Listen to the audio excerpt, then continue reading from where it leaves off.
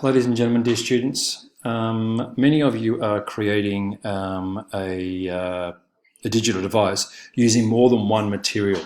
That's where using components comes in. So I'm going to spend a little bit of time in this video showing you how to set up components so you can, for example, create something that has wood and acrylic, let's say, yeah?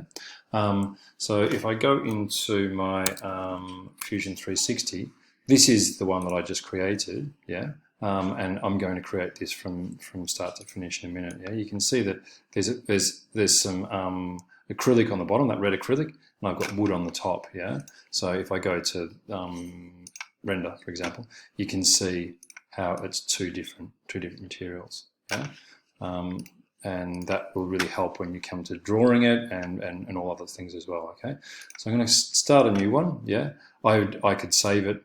Save it in device holder, whatever however I'm going to save it. I'm not going to save this because this is just a video. And I'm going to start. Can you see how this is highlighted? Unsaved is highlighted. So I'm going to set up a new component. I'm going to call that component wood. Yeah, and I've got that wood highlighted. I'm going to go back and highlight this. Yeah, unsaved. And I'm going to create another new component. Okay, and I'm going to call that acrylic.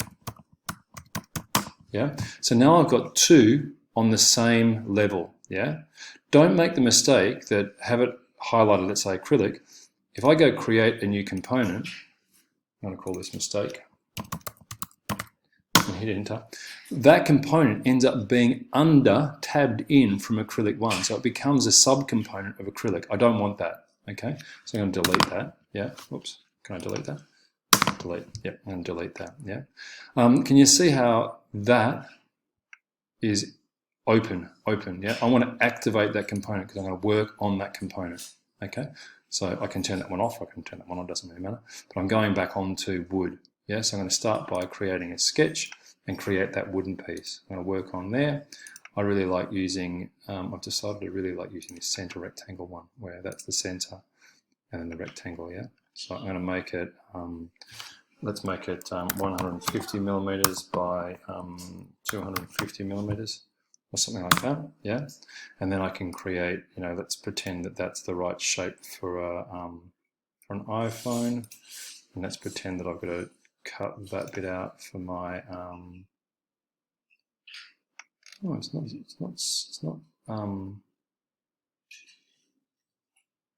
no.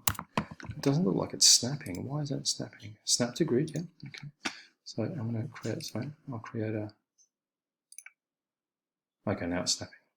I'm going to create that out to there. So that's going to be my little hole thing for where my watch goes. I'm going to create another one that goes, I don't know, there. And then another one that goes, I don't know. You work it out, yeah? I'm not going to spend a lot of time on this. So I'm left with that. One thing I do need to do is I need to trim that bit out there, yeah? So to trim that bit out there, I can hit the T button, yeah? T is to trim, it's like virtual segment delete. So I'll delete that twice. I need to do it twice because one is the rectangle, one is the other rectangle. So I'm left with that, yeah? So you can see I'm left with that. At the moment, if I wanted to, is I can start filleting, yeah? So I can fillet that, and it suggests 40 millimeters. I think that's ridiculous. I'm gonna make it 10, 20. Make it 20 millimeters, yeah? And I can repeat that. Right-hand mouse button, repeat fillet. Yeah, 1, 2, 20, enter. Yeah, right-hand mouse button, repeat fillet. 1, 2, 20. Now it finally works out that I actually want it to be 20, yeah? So repeat fillet, 1, 2, 20, enter. Yeah. 20. What? Repeat fillet, 1, 2, that's too small, I won't do 20, yeah? So right hand mouse button, repeat fillet, 1, 2, 3.8, oh, 10. So I'm left with that, yeah?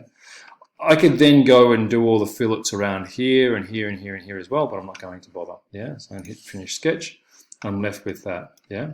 That looks all right, yeah? And with that I can push, pull, extrude that up, yeah? And let's say if I'm going to be using some gelatin or I'm going to use some Meranti or whatever, that's 20 millimeters thick, yeah? So here's my 20 millimeter thick thing, yeah? I can then go and fillet, fillet that nice little edge there, that and that.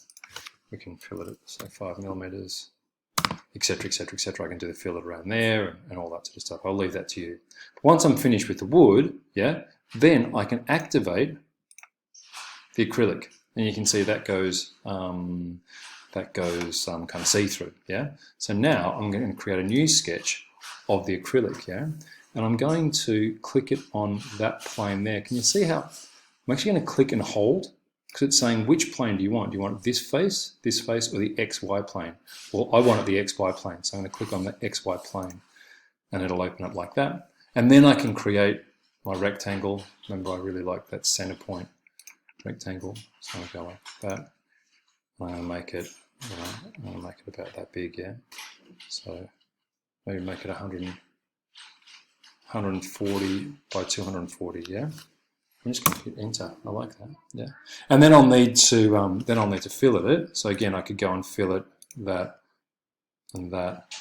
Oh, that looks. I'm going to fillet at 20 millimeters, yeah, etc., etc., etc. Yeah, I could do that. I'd obviously need to cut out that, you know, cut out a bit that goes sort of between there and there, and do exactly the same thing. T for trim that out. So I'm left with the same kind of thing, yeah.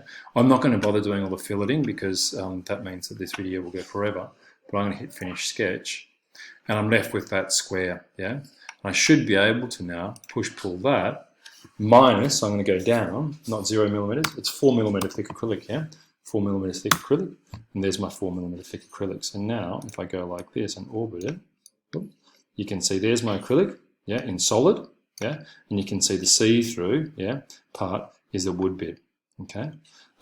Now from that, I can then go and, so you can see that only one is active at a time, yeah.